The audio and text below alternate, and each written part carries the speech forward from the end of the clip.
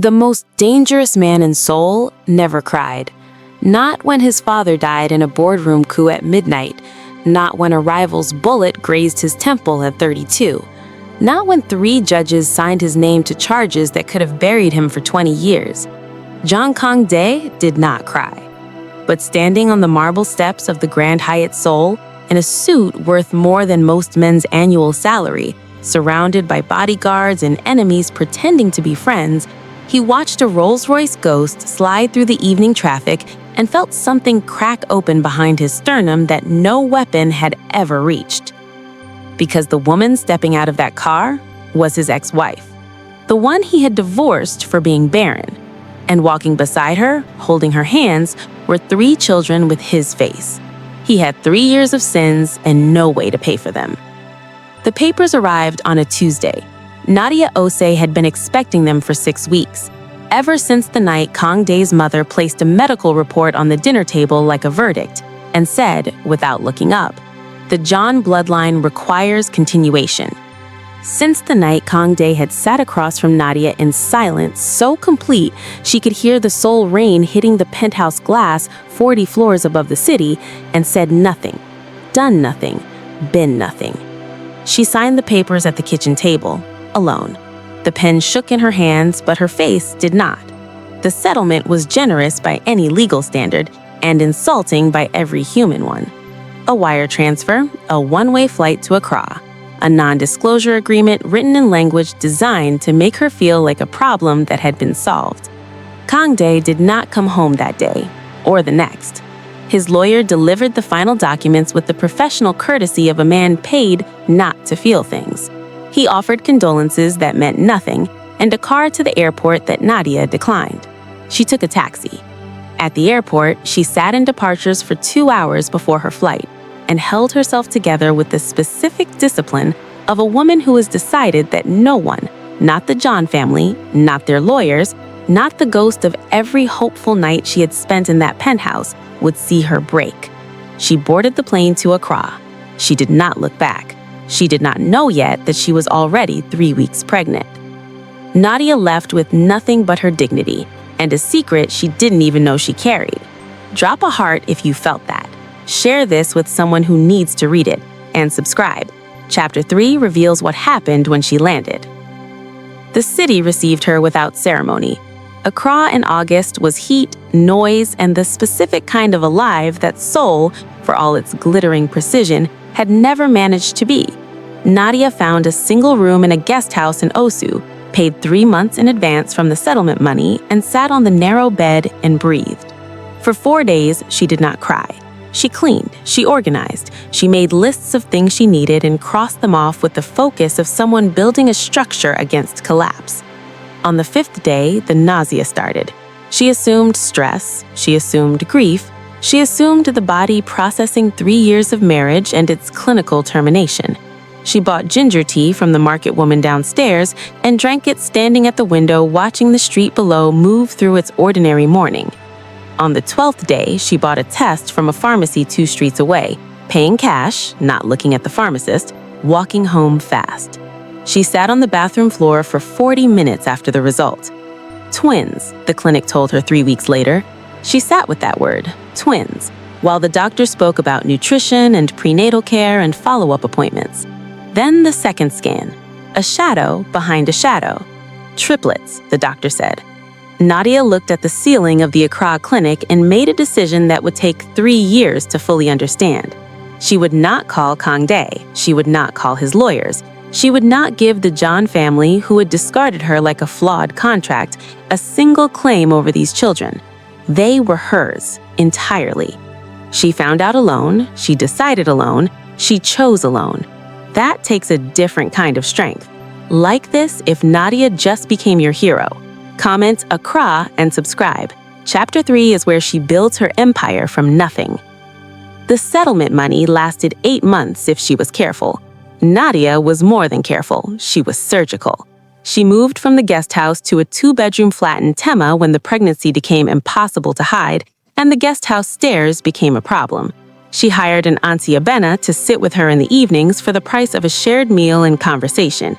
She enrolled in an online business certification course at 4 in the morning when the insomnia was worst, and studied with the specific fury of someone who has been told, implicitly, legally, matrimonially, that she was not enough.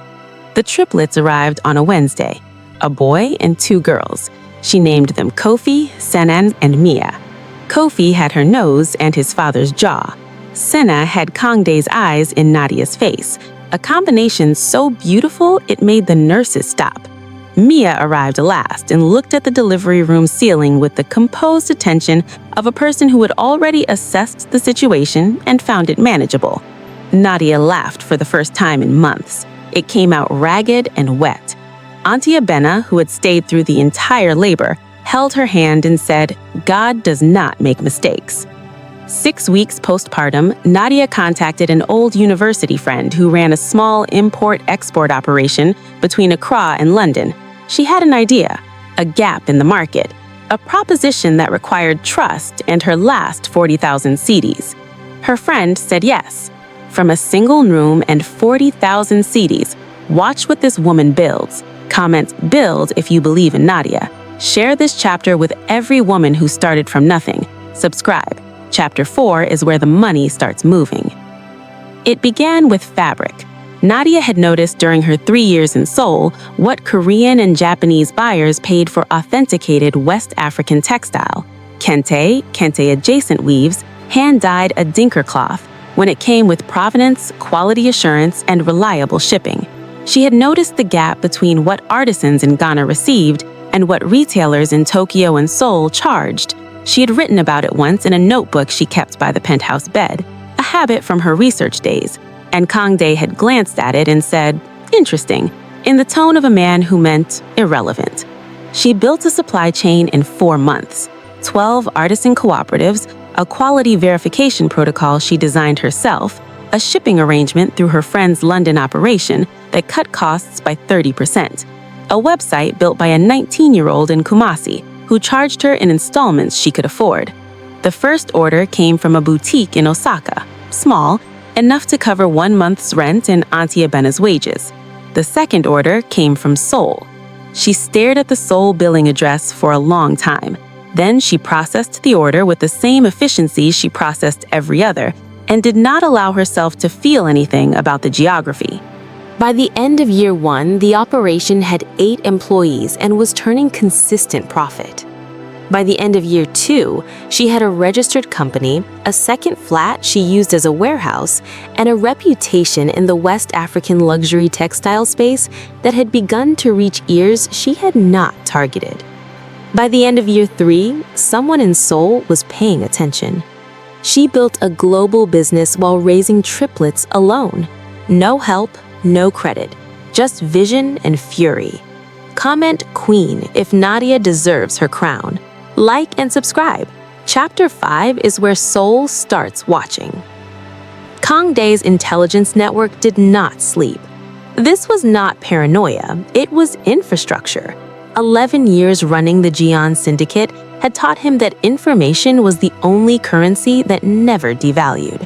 He employed 7 analysts whose sole function was monitoring markets, movements, and emerging players that intersected with Jeon interests. Textile import from West Africa was not a primary concern. It was, however, a secondary flag, logged, monitored, occasionally reviewed. The flag that landed on his desk on a Thursday morning in October was unusual not for its commercial content, but for a single name attached to a supplier profile that one of his Seoul retail contacts had submitted for partnership consideration. Nadia Osei Jeon, trading as Osei Luxury Textiles, registered in Accra, Ghana. Operations spanning 12 artisan cooperatives across 3 West African countries. Turnover in the previous fiscal year, placing her comfortably in the upper tier of luxury regional suppliers. Kang-dae read the name twice. Then he set the file down. Then he picked it up again. His analyst, reading the room with the survival instincts of a man who had worked for Kang-dae for 6 years, said nothing. "Pull everything," Kang-dae said. "Company structure, personal profile, current location, everything." He told himself it was business due diligence. He sat at his desk for a long time after his analyst left, and did not move and did not look at the city below his window, and did not examine too carefully the thing that had shifted in his chest at the sight of her name printed in ordinary black text on an ordinary business document. 3 years, and one name on a page undid all of it. He tried to tell himself it was business. He was lying to himself. Comment "He knows" if you saw through him immediately. Share this and subscribe. Chapter 6 is where the intelligence report destroys him. The full intelligence report arrived at 6:15 on a Friday morning. Kang-dae read it standing at his kitchen window with cold coffee in his hand and the Seoul dawn coming up gray and indifferent over the Han River. He read it once, quickly. Then he sat down and read it again, slowly, the way he read documents that required him to fully absorb information he did not want to absorb. Nadia Osei, 31, founder and CEO of Osei Luxury Textiles, registered in Accra, Ghana. Current address, a property in the airport residential area that the report noted had been purchased outright 18 months ago. No mortgage, cash acquisition. He turned the page. Dependents, 3. Osei Kofi, age 2 years, 11 months. Osei Sena, age 2 years, 11 months. Osei Mia, age 2 years, 11 months. He stopped, read it again. 2 years, 11 months.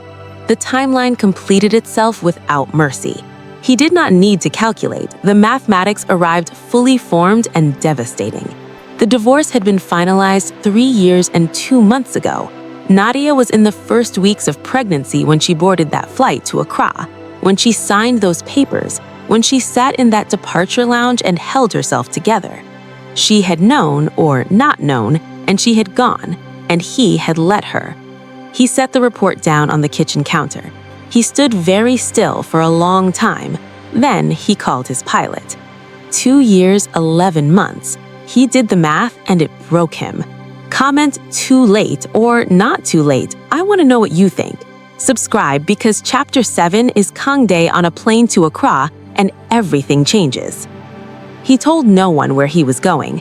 This was unusual.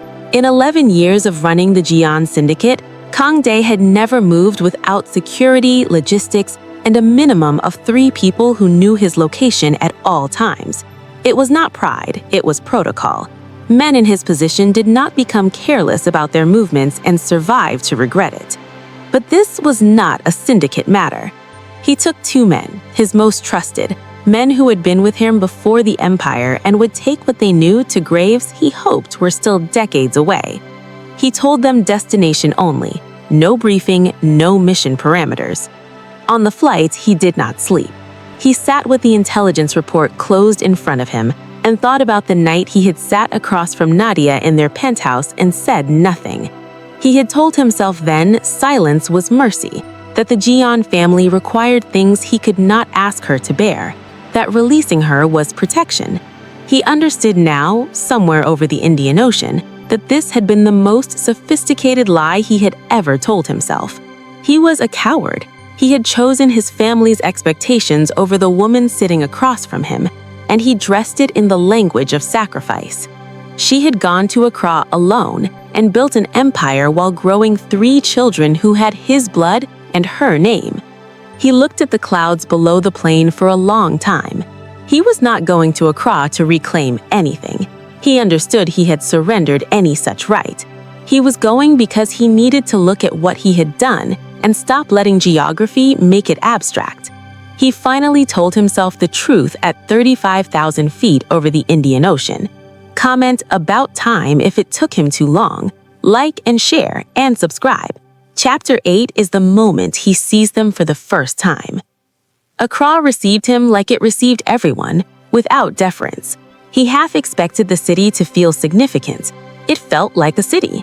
Traffic, heat, bougainvillea over concrete walls, the particular golden quality of West African afternoon light that Seoul, for all its engineered beauty, had no equivalent for. His men had identified her routine with the quiet efficiency he paid them for. Thursday afternoons, school pickup, the International School and Airport Residential, then the small park 2 streets from her house where she took the children for 40 minutes before dinner. Kang-dae sat in an unmarked car across from the park at 4:55. Mia, still holding her mother's hand, looked up at the tall stranger and said, with complete conversational calm, "Why are you crying?" Kang-dae had not known that he was. "Why are you crying?" From a 2-year-old who didn't know she was talking to her father. Comment MIA if that line finished you. Like, share, and subscribe. Chapter 10 is where Nadia tells him exactly what his silence cost. She sent the children home with the driver. This told him more than any words that she was willing to have the conversation, that she had enough respect for its gravity to have it without small ears present, and that she was not afraid of him. Had never been afraid of him, which had been, from the beginning, one of the things that had made him love her. They sat on a bench in the emptying park. The golden light was going orange. Somewhere nearby someone was frying plantain. The city moved around them with complete indifference to the reckoning happening on the bench. Nadia spoke for 11 minutes without interruption. He counted, not from detachment, but because he needed something to hold on to while she dismantled him precisely and without cruelty. She told him about the departure lounge, about the bathroom floor in the Accra clinic, about reading the triplet scan result alone and making the decision alone and every night alone and every morning alone, and the first steps and the first words in Kofi's ear infection at 14 months that had frightened her badly enough that she had sat outside the hospital with her phone in her hand and almost called him. She had not called. She told him what his silence in that penthouse had communicated more clearly than any legal document, that the Jeon family's requirements outweighed her, that she had understood, and that understanding had been its own kind of devastation. She did not cry. She had done that already, she said, alone like everything else. He had no sufficient response. He was beginning to understand there wasn't one. 11 minutes, no tears, just the truth delivered with surgical precision. Comment 11 minutes if Nadia said everything that needed saying. Share this, someone needs to hear this chapter today. Subscribe. He found out about the car by accident. He had extended his Accra stay without announcement, his presence in the city known only to his 2 men, and presumably to Nadia, who had not told him to leave and had not told him to stay, and had returned to her life with the disciplined momentum of a woman who does not allow disruption to become derailment. He was not surveilling her. He told himself this with the partial honesty of a man who knew where the line was and was standing very close to it without crossing it. He had simply been in the airport residential area for reasons he did not examine too carefully when the Rolls-Royce ghost passed him. Silver, new, moving through Accra traffic with the quiet authority of a vehicle that costs more than most people's houses. The driver was Nadia.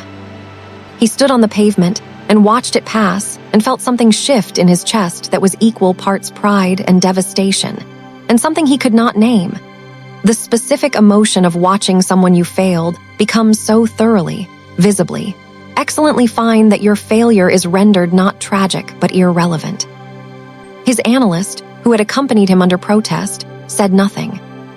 A contact in the Accra business community filled in the rest. Osei Luxury Textiles had closed a partnership deal with a European luxury conglomerate 4 months prior. The kind of deal that changed the category of a business. The Rolls-Royce was 18 months old. She had bought it before the European deal, from operating revenue. She had not needed rescuing. She had not needed him. She had needed him to stay 3 years ago, and he hadn't. She bought the Rolls-Royce herself, from her own revenue, before the big deal. Comment she ate if Nadia built different. Like and subscribe. Chapter 12 is where his mother arrives in Accra and the real war begins. He had not told his mother anything. This was both deliberate and naive. Deliberate because Jeon Soo-yeon's involvement in any situation reliably made it more complicated. Naive because a woman who had managed the Jeon family's interests for 4 decades did not require information to arrive at conclusions. She landed in Accra on a Tuesday with 1 assistant, no advance notice, and the particular composure of a woman who considered every room she entered a room she already owned. Kang-dae met her at the hotel with the specific dread of a man who has been outmaneuvered by the same opponent for 38 years. She had seen the intelligence report. He did not ask how. She knew about the children. She had come, she said, because the situation required management and he was clearly not managing it. He told her there was nothing to manage, that he had no claim, that Nadia owed the Jeon family nothing and the Jeon family would not be making claims on her children. His mother looked at him for a long time. Then she said, "Those children carry Jeon blood. That is not a claim, that is a fact." He told her that Nadia got to decide what that fact meant and what access it permitted, and that whatever she decided he would respect. Soo-yeon looked at her son, as though she was seeing him clearly for perhaps the first time, and finding the view unexpectedly tolerable. "She must be remarkable," she said, "for you to finally say something like that." He said nothing, because yes, she was. His mother flew to Accra alone and arrived at the truth faster than he did. Comment, the mother, are you afraid of her or do you respect her? Share and subscribe. Chapter 13 is Nadia and Soo-yeon face to face. Nadia agreed to the meeting because she was not a woman who avoided difficult things. She chose the location, a restaurant she knew well, on her territory, at a time that worked around the children's schedule and no one else's. She arrived first. She ordered tea and sat with the composure of someone who had already decided that this conversation would not cost her anything she wasn't willing to spend. Jeon Soo-yeon arrived exactly on time, which Nadia noted as a form of respect. They regarded each other for a moment before either spoke. Two women who had shaped the same man in entirely different directions, and were meeting now over the wreckage and the grace of what that had produced. Soo-yeon spoke first. She did not offer an apology. She was not yet certain one was hers to give, but she stated plainly what she had done and what it had cost, and that she had not fully understood until the intelligence report described 3 children in an Accra park, the complete dimension of the cost. Nadia listened. Then she said something that Soo-yeon would replay for a long time afterward. "I don't need your apology. My children are healthy and loved and growing up knowing exactly who their mother is. That happened because of what you did, not in spite of it. You don't get credit for it, but it's true." She poured more tea. "What I need," she said, "is to understand what you want from my children, because that conversation has terms, and the terms are mine." Soo-yeon, who had not been spoken to this way in 40 years, found, to her own considerable surprise, that she did not mind at all. "The terms are mine." 3 words that changed everything. Comment TRMS if Nadia just became your all-time favorite. Like, share, and subscribe. Chapter 14 is the moment Kang-dae asks the real question. He asked her on a Thursday evening in the park, where he had first seen his children. The children were home. She had agreed to walk with him, not warmly, not with implication, but with the measured openness of someone who has decided that a conversation has earned its place.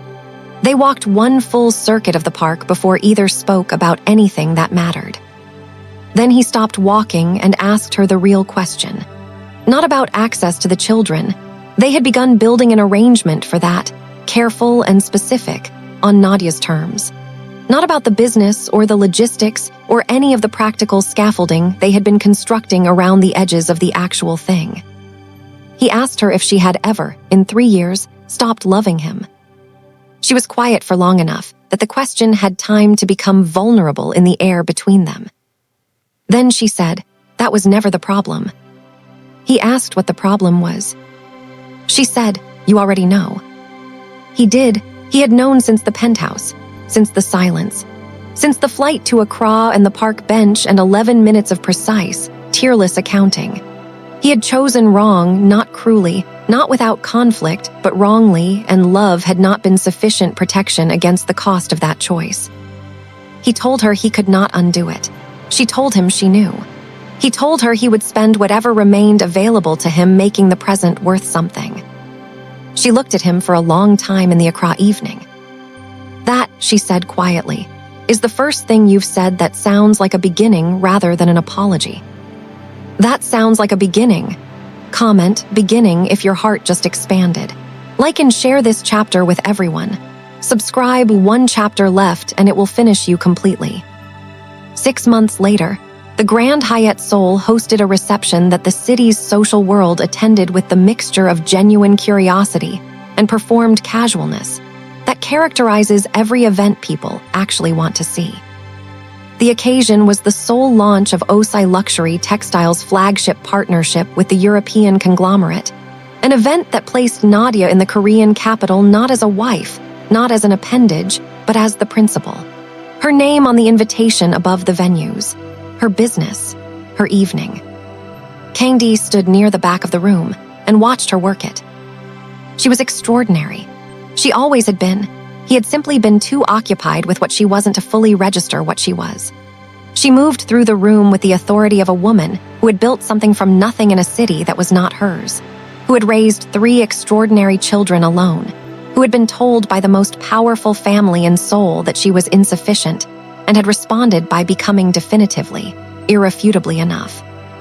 The children were upstairs in a suite with Auntie Abina, who had come from Accra and was apparently already best friends with Suyeon, which no one had predicted, and everyone probably should have. Nadia found him near the end of the evening. They stood together looking at the Han River through the tall windows. Kofi had asked that morning, with his father's directness, whether they were going to live in the same house now. She had looked at Kang-dae when Kofi asked it. He had looked back. Neither of them had answered yet. But she had reached across and taken his hand. And he had held on with the specific grip of a man who has learned, at significant cost, exactly what holding on is worth. Still standing, still holding, only just beginning. If this story lived in your chest, like it, share it with absolutely everyone and subscribe. New stories are coming and you do not want to be the last to know. Drop beginning in the comments if you made it to the end. I'll see you in the next one.